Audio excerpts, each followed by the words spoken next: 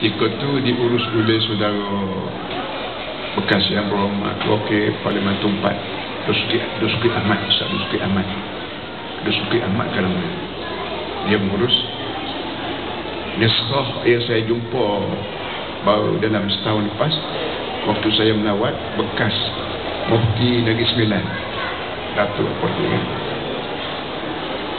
cakap mengenai buku, kitab bukan dia. Dia saya sebut, saya Datuk Sengbaran 2 buku je. Pertama, mengapa saya tidak Kristian. Dia betul ambil buku tu atas meja dia rupanya ada macam. Dan saya bawa balik Kelantan buku tu, ubah suai semula bahasa-bahasa Kelantan pekat, ubah semula menjadi bahasa Suatan. Jadi saya pulang balik pada dia. Yang keduanya buku Kemuncuk di nama sejenis bunga rumput. Dia ambil kita lalu pada dia bergantung, bunga dia bergantung di kain kita. Lebihnya pak tani biasa nak pergi cedung lalu atas batas. Bunga kemuncuk ni melekat di kain dia. Kadang-kadang dia berhenti, tak boleh nak jalan kerana gatal. Jadi saya misal politik dia macam kemuncuk ya, tak usah berhenti daripada gangguan-gangguan kemuncuk ni, berhenti sampai mengganggu kerja kita, tak boleh. Itulah buku. Hak lain semua orang yang tulis. Saya sendiri tak baca sikit-sikit.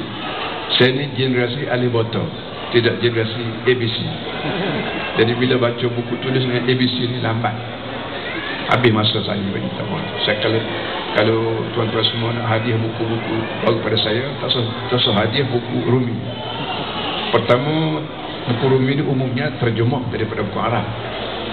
Yang keduanya lambat saya baca Rumi. Lebih lagi yang terjemah ni kebanyakan bahasa Indonesia. Bahasa Indonesia banyak bahasa-bahasa yang tak boleh diguna di Malaysia, makna dia lain.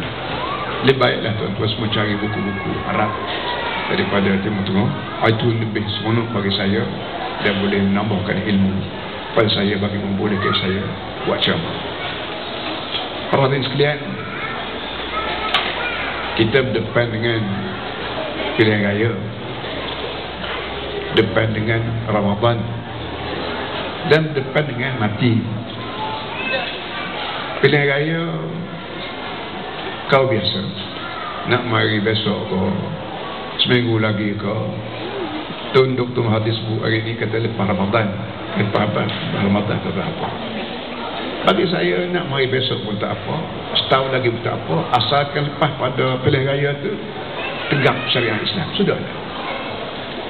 Yang keduanya, kita depan dengan Ramadan, kira-kira tak sampai 2 minggu lagi, 2 minggu lah kita kata. Umur kita sempat ke tidak kita bertemu dengan Ramadan tahun ini? Tak, tidak. Tapi biar ada dalam kalbu kita, dalam fikiran kita, depan dengan seronok ayat Ramadan. Kerana bulan Ramadan ni bulan Allah lelong murah-murah pahala dia. Allah Ta'ala jual murah-murah pahala dia dalam bulan Ramadan. Baik pun zikir, baik pun berceramah, baik pun apa saja kita buat lillahi ta'ala, pahala dia akan berlipat ganda Ramadan. Baik malamnya, baik siang, lebih lagi malam. Jadi sebut pahala, artinya duit. Pahala ni foreign currency, duit luar negara. Negeri kita kena banyak duit Amerika ke, duit Jepun ke, duit China ke, duit mana ke, tanda ekonomi kita pupuk. Mudah kita berurusan dengan negara luar kerana duit dia banyak, modal dia banyak tempat kita. Begitulah keadaan pahala. Kita mesti mati, doktor pun mati usahakan kita. Lepas pada mati, kita tidak ada fana, tidak ada hilang. Ini benda ni tidak disebut dalam demokrasi. Dalam pengajian demokrasi, dalam pengajian ilmu sains, pengajian matematik, tak sebut langsung masalah mati, masalah akhirat, masalah azab kubur, nikmat kubur, masalah pada mahsyar, masalah neraka syurga, tak disebut langsung. Baik tokoh demokrasi yang bernama Abraham ke, bernama Napoleon ke, bernama Profesor Jeb ke, apa semua sekali, tak sebut langsung ni. Sedangkan manusia mesti, sebagaimana mesti hidup, sekarang ni mesti mati. Dan pada mati hidup balik. Hidup balik, tak balik kampung lagi. Oh, Selangor tak balik Selangor dah. Oh, Kelantan tak balik Kelantan. Tak ada dah Selangor, Kelantan, Malaysia, dunia tak ada habis. Yang ada ialah padang mahsyar. Mahsyar makna tempat dataran untuk kumpul semua manusia yang telah mati juta tahun dulu. Sejak daripada Adam AS sampai ke kiamat, akan dihidup balik, akan diletak di dataran ini. Dan akan disoal oleh Allah. Tsumma la tus'alunna yawma idzin 'anil soal. Melayu pun kena soal, Cina pun kena soal, Inggeris pun kena soal, Arab pun kena soal, siapa kena soal, semua kena soal. Benda tak lama penting. Kalau lepas pada hidup balik yang kedua, manusia tak mati dah, hidup terus, tak mati. Dalam syurga pun tak mati-mati, dan neraka pun tak mati-mati. Dalam hadis sebut bahawa bila orang ahli syurga masuk syurga, bila ahli neraka masuk neraka, Allah Ta'ala bawa mati itu digambar dalam bentuk seekor kibas, seekor kambing. Dia letak di tengah-tengah syurga neraka, disembelih mati sampai mati. Mati itu mati. Aku ahli syurga, apa nama ni, meraung syukur hilang kerana mati dah. Kita tak mati dah kerana mati telah disembelih. Ahli neraka juga begitu sekali, meraung, pusing, risau, gundah gelana. Kenapa? Kita dalam neraka tak mati dah kita. Hidup tak hidup, mati tak mati terlalu azab. Kerana mati telah disembelih mati. Jadi benda penting. Kita hidup atas dunia ni hanya 50 tahun, 70 tahun. Saya baru 81 tahun, masih muda lagi lah. Walaupun kita akan mati, walaupun umur bagaimana sekalipun, kita berusaha untuk jaga banyak aset kita. Duit nak banyak, saham nak banyak, negaraan nak banyak, itu nak banyak. Kita untuk hidup 80 tahun, 100 tahun pun kita nak aset banyak. Apa kata kalau hidup abadi di akhirat? Maka kenapa tidak dipersoal oleh ahli demokrasi, oleh ahli politik, oleh ahli yang menyoal ni ialah Islam. Melayu Muslim, Cina Muslim, Inggeris Muslim, orang ni menyoal benda ni kerana memang logik. Lepas pada manusia mati hidup balik ni logik, supaya hidup di muka dunia ni tidak jadi satu mainan. Sedangkan nak boleh hidup manusia ni bukan senang. Tak ada manusia boleh reka supaya manusia ni boleh hidup. Kena buat bumi dulu. Dan bumi ni bukan senang nak buat. Tak ada manusia boleh buat pun. Biarlah manusia boleh buat sebiji pasir ke, teruslah bumi sebesar sebiji pasir, tak boleh. Sehelai dan rumput ke, tak boleh. Sehelai bilis ke, tak boleh. Tapi bumi kena ada untuk manusia duduk, dan manusia tak boleh hidup dengan bumi saja. Dalam tarik bagi membolehkan ada udara, ada oksigen, ada nitrogen, ada embun, ada embun, ada hujan, ada apa. Bukan kerja senang. Tiba-tiba dunia ni ada lengkap dengan segala rempah ratus dia. Maka adakah ini mainan? Bukan kerja mainan. Yang membuatnya Allah. Bukan untuk nenek kita, bukan syarikat kita, bukan kerajaan kita. Allah buat. Sebab itulah ayat pertama turun dari langit ialah Iqra' bismi rabbika alladhi khalaq. Iqra' bismi rabbika alladhi khalaq. Mu mesti baca, hai Muhammad, baca dengan daulat Tuhanmu. Siapa Tuhan? Mu kenal ke siapa aku? Alladhi khalaq. Aku yang membuat. Mu tidak buat, aku yang membuat. Buat apa? Kita sebut benda apa yang dia buat. Kerana segala-galanya dia yang buat. Daripada sekecil-kecil zarah atom sampai ke seluruh besar galaksi, Allah yang buat. Dan tak ada manusia di muka dunia ni yang berani kata aku buat. Buat dah rupuk kan saya. Kita hanya memproses barang sudah sedia. Kita buat rumah ke, kita buat jalan raya ke, kita buat bangunan ke, kita hanya proses barang yang sudah sedia ada. Kita buat bangunan daripada apa? Daripada besi. Besi dah ada dalam bukit. Buat daripada semen dah ada dalam bukit.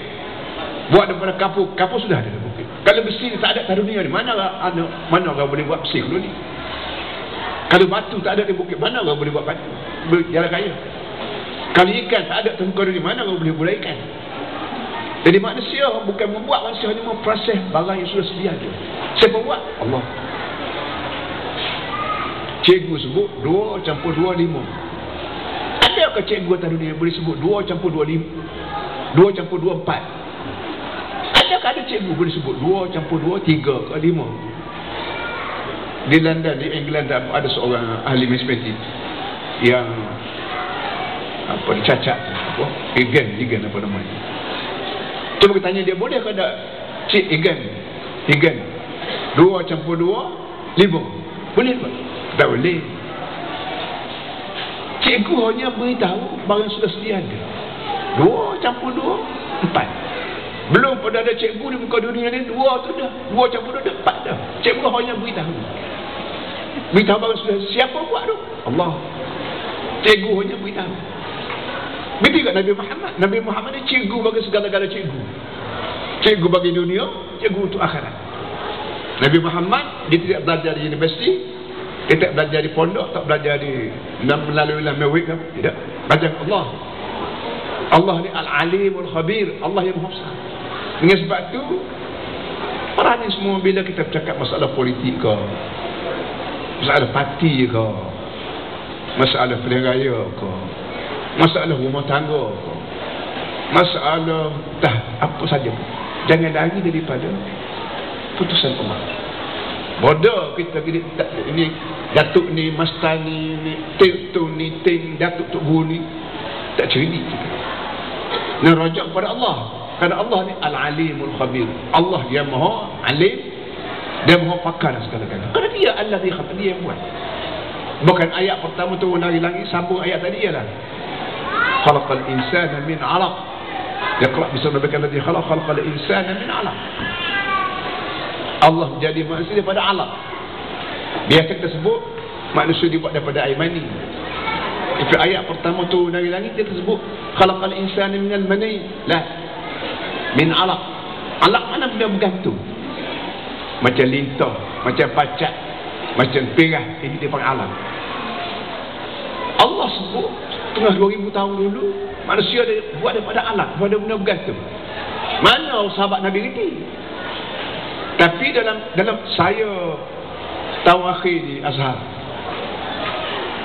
dalam bahagian Al-Murafa'at, bahagian ilmu guaman mahkamah, guru saya Alhamdulillah, saya kata orang tua ni banyak ilmu pada aku.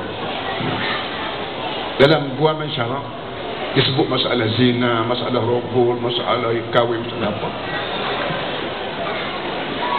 Timbul masalah mani. Bagaimana mani benih laki-laki masuk dalam rahim perempuan. Dia sebut, mari cerita seorang profesor daripada Belanda pada mana ini Palu. Mani benih laki-laki bila masuk dalam tubuh perempuan, benih ni kita panggil apa? Sperma ke apa? Benih ni merayak masuk dalam buaidah, telur perempuan, melalui satu saluran. Saluran ini orang yang pertama menemuinya ialah Palu daripada Belanda. Maka Arab tulis apa ni, saluran itu disebut Qanatu Palu.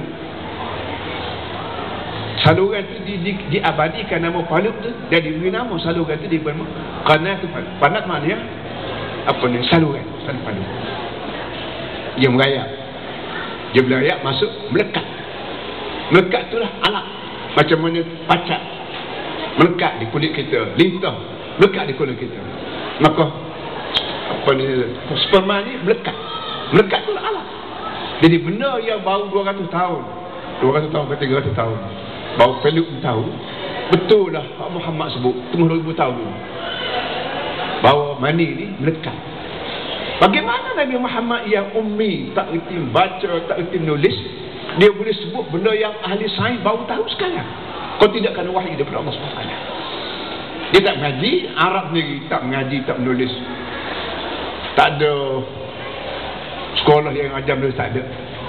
Tapi walaupun ada orang yang pandai menulis negeri Arab, pandai membaca, tapi selalu amat jarang. Nabi Muhammad disebut Al-Ummi. Satu hari sahabat Nabi tanya, ya Rasulullah, kamu minta kami semua selawat kamu padamu, tak selawat macam mana? Nabi kata begini, Allahumma salli wa sallim wa barik ala Muhammadin nabiyil ummi. Salli wa sallim wa barik ala Muhammad an-nabiyil ummi. Aku ni nabi yang ummi. Aku rasa megah jadi orang yang ummi. Tak kerti nulis, tak kerti baca, tapi walaupun aku ni buta huruf, buta baca, tapi aku boleh sebut benda-benda yang orang cerdik tak tahu nak sebut, termasuk alam. Dan kita sekarang ni berasa megah boleh bernabi pada seorang yang ummi, tapi dia boleh sebut benda yang ahli sains baru ni sekarang. Dia dah mati 10,000 tahun itu lagi. Tahun hijrah sekarang ni 1433. Maknanya 1400 tahun, katalah 2,000 tahun lah Nabi Muhammad mati, tapi dia boleh sebut benda-benda yang kita sekarang baru faham. Tanda dia ni bukan reka, bukan fikir sendiri, tak mari pada wahyu. Termasuk dah mati, termasuk dah hidup balik pada mati. Dan bulan lepas kesambut bulan Rajab, bulan Nabi Muhammad naik ke langit tanpa menggunakan kapal Sputnik ke, menggunakan latihan fizikal ke, menghabiskan wang buat oksigen ke, tak ada. Macam Yuri Gagarin tahun 50-an dulu, 60-an ke apa. Mata saya tingkat saya dari India. Saya dari India tahun Sputnik Rusia yang pertama naik ke langit. Yuri Gagarin dia punya pilotnya. Apa namanya? Kesenang habis duit banyak, latih fizikalnya, latih exercise, apa namanya sebagainya. Jadi benda-benda begini para hadis semua, saya selalu ucapan saya, baik kuliah saya, baik pun ceramah politik saya, ceramah apa saja pun, saya fokus pendengar supaya kita ingat masa depan kita ni bukan saja mati, tapi hidup ada lepas pada mati. Mustahil nak mati dah, kau tak ada ubat atas dia supaya tak mati, tak ada ubat. Hak tentu yang mesti kita jaganya lepas pada mati itu syurga kan neraka. Tak sebuah masalah sakit ke mana bila nak mati. Dulu gila mati lah. Saya berapa kali nak mati tak jadi mati, tak apa. Tapi mati juga. Tapi lepas pada aku mati ni, kau syurga kan neraka. Ini benda yang menyebabkan saya lawan UMNO habis-habisan. Kerana UMNO tak peduli pada ni. Tolak Islam, ambil kebangsaan. Kebangsaan Melayu. Melayu mana kerti syurga neraka?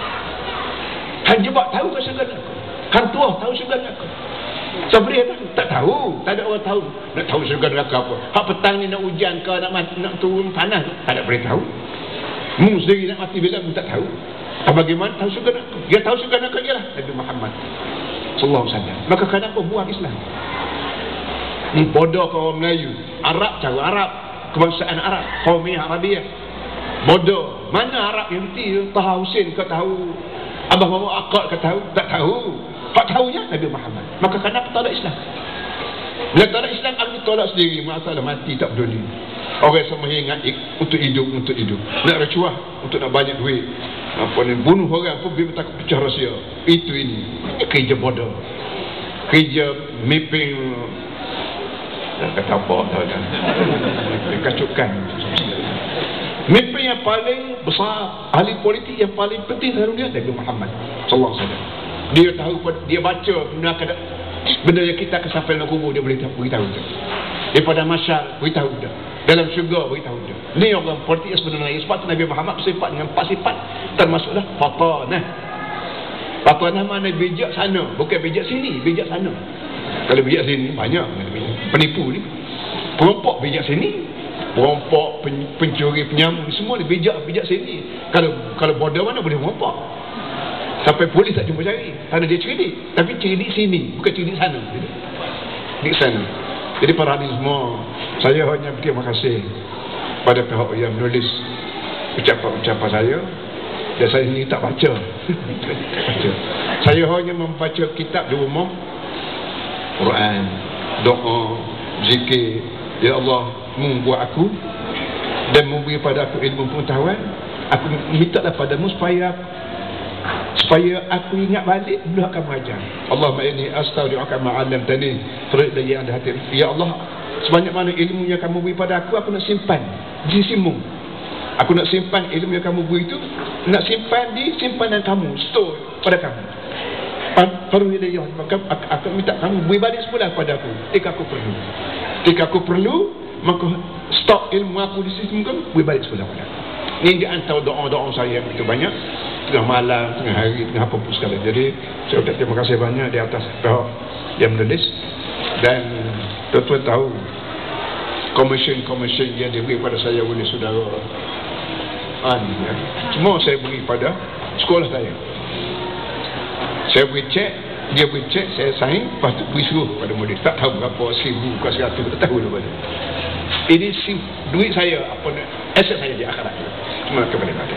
Terima kasih atas tuan-tuan semua. Assalamualaikum warahmatullahi wabarakatuh. Takbir.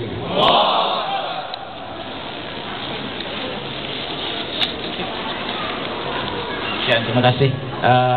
Tanpa membuang masa, kita menjemput yang berhormat Tuan Guru Datuk Ni Abdul Aziz Nikmat Menteri Besar Kelantan juga Musyadah Ampas untuk tampil ke depan untuk memberikan simbol kelancaran buku Bertemu Janji Allah. Dipersilakan. Demikianlah Tuan Guru, di sebalik ucapan majlis pelancaran buku masih lagi kesempatan yang ada untuk berikan sedikit tazkirah. Yang tazkirah barangkali yang lebih kurang dalam 20 minit juga boleh dibukukan nanti insya-Allah. Ya, tazkirah pendek dengan sedikit sindiran-sindiran yang boleh diambil sebagai iktibar kita insya-Allah. Itulah sifat dia sebagai Tuan Guru yang dah beliau praktikkan hampir 60 tahun. Ya. Balik daripada Universiti Al-Azhar terus mengajar sampailah sekarang. Hatta sebagai seorang menteri besar sekalipun, beliau masih lagi menganggap dirinya sebagai murabbi dan da'i. Jadi seorang yang mengajar agama Allah dan juga seorang da'i pendakwah kepada semua manusia, kepada semua orang, insya-Allah. Ucapkan jutaan terima kasih kepada yang berhormat Tuan Guru Datuk Ni Abdul Aziz Nikmat Menteri Besar Kelantan juga Musyadah Ampas